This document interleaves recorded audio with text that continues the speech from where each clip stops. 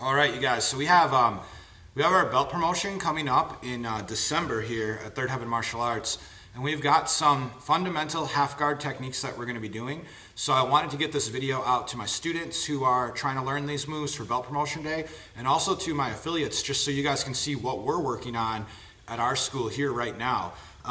So we work on a lot of different things in class. We've been working on a lot of rear mount things. We always go back to the fundamentals. We always do some self-defense in class. But some of the little more, I think I'm going to say, challenging techniques that we've been doing for this series have been the half guard moves. The half guard is extremely important. I think any technique when you're on your back defending yourself is very important to be good at in jiu-jitsu, because that will help you be able to defeat bigger, stronger opponents. The half guard is not that hard. It's just sometimes, it doesn't get the repetition as much as the regular guard until people are like blue to purple belt level. But it's super important. So anyways, here we go, half guard. So we're going to start with a knee shield. So Chris on the back here is going to have his shin up like this.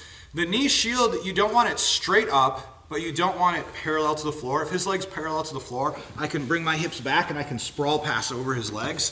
So he wants to have it here, and it makes it so I can't put weight on him. In my opinion, this is the first half guard position you should learn, because you're not getting crushed, so he doesn't feel my weight.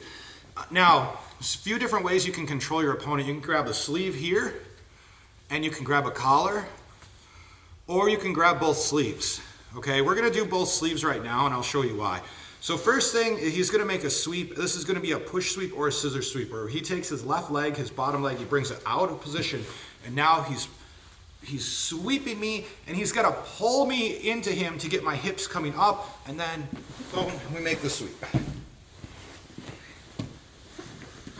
We're just going to show from this angle. So here, like this, here's a knee shield half guard. When he pulls this leg out, he can push my leg, so go ahead and push it first. He can push my leg, and he pulls me towards him. Okay, that's good. He pulls me towards him to make the sweep. Sometimes if you feel cramped on the push, you can do like a scissor sweep instead, but the pulling is really important to get their hips off. Now, as he goes to sweep me with this, oftentimes their elbow goes to the ground for base, and if that happens, you have an omoplata option and a triangle. I prefer the triangle option here because the person is so broken down. All you gotta do is move this leg and pop that through. There's the triangle. We've discussed that in other videos for sure. But also, if he goes for the push or sweep, he goes here. He can also omoplata me here. That's there too. Okay, that's good, Chris. Good. You're gonna see there's a lot of openings when you create an angle like that on somebody. There's a lot of different openings for submissions and different sweeps. So that's our basic knee shield half guard. Now we're going to talk about when someone tries to grab your head, and we're going to talk about when they do it the wrong way. I'm going to call it the headlock half guard. It's not a technique in jiu-jitsu that should be practiced, but what's going to happen is new people in jiu-jitsu, or a lot of wrestlers and stuff, they're going to grab the head, and so it's important to be aware of it and figure out how you can defend it. So this is what I mean. So here we are, and I've cleared this leg, and so now that I've cleared this leg, I start to reach for his head. Not what you should do, okay? So don't actually do that. That's not the way to pass the half guard.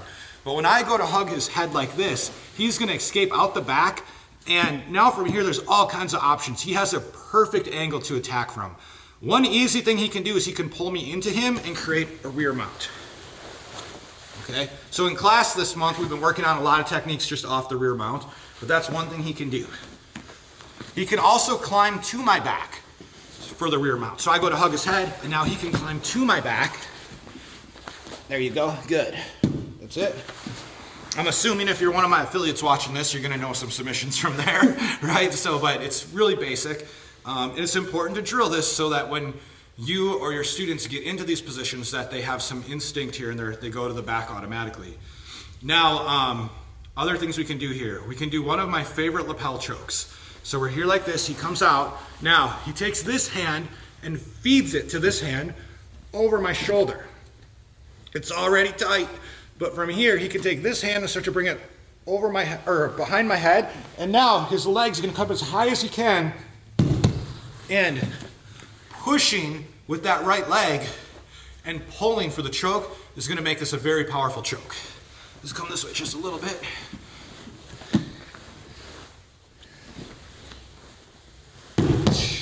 Woo!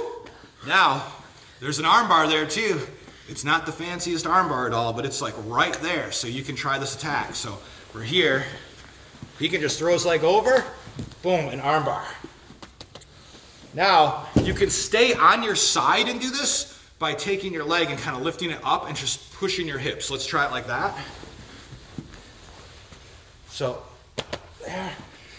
If you choose to go belly down, we'll go belly down now. That's where, and we were just talking about this, that's where it becomes a little more dangerous. Every arm that I've broken on purpose or on accident has been the belly down arm bar. So be careful with this one, you guys. Like I said, I got a lot of belly to lay on their arms. So we're here, he goes for it, and he starts to go belly down. Ah! That's a tough one. All right, good. All right, so now, the next half guard that we're gonna do, so those are two versions of the half guard.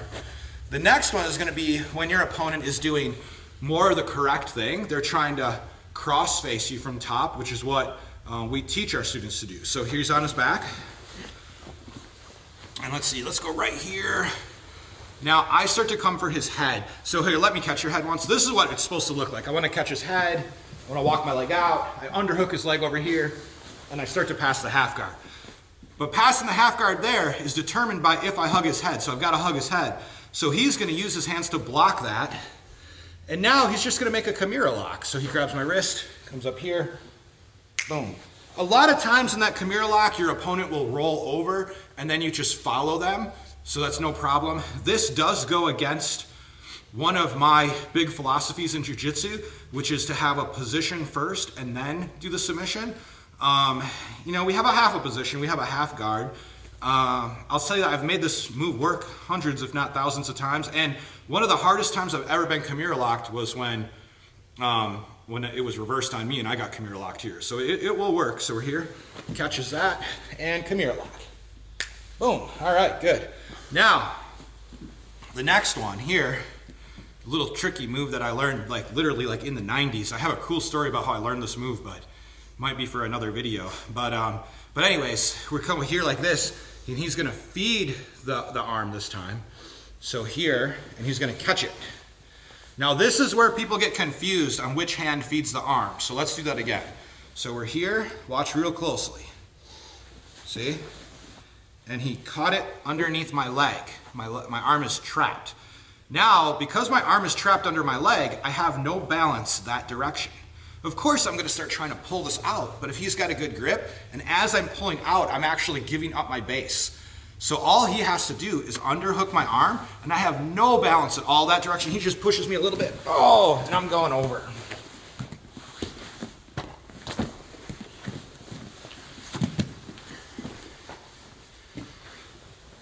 So let's see that again. We're here. He pushes my arm. Let's actually go to this angle so you guys can see what's happening here. So he pushes, he goes, boom, he catches underneath. Hopefully you guys can see that. Yep. Go ahead. Mm-hmm. There you go. Yep. A lot of people will make the wrong grip here, so play around with it. I'm stuck. I have no balance on that side. All he has to do is underhook. You don't have to throw me over right now, but you guys can see I'm gonna go over. But one thing that can happen here is that I'm trying to catch here like this, and he takes my arm and he throws it the other direction, you know what I mean? I'm pushing you this way, so, whoa, so he brings it inside. Okay, we're gonna have to look at the camera a little angle, different angle here. So we're here, so I'm pushing, and he, whoa, brings it this way. Now my arm is going that direction, and my shoulder's moving this way, and he underhooks my leg, and he's gonna just roll and come right to the top. Now that's a little harder technique, so I'm gonna show multiple angles of this one.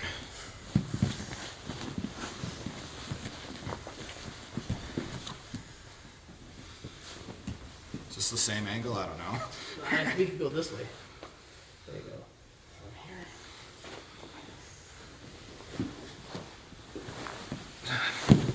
go. Boom. There we go.